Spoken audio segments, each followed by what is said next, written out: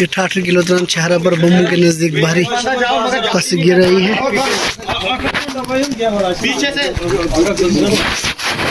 जिसकी वजह से ट्रैफिक निज़ाम मुअत्तल हुआ है। थोड़ा साइड पे इधर हो जाओ, या तो यहाँ देखो जाओ तो इधर हो जाओ। वो जो सेंटर में है ना, हाँ बस जी का उधर रिस्क बड़ा है, देखो ना।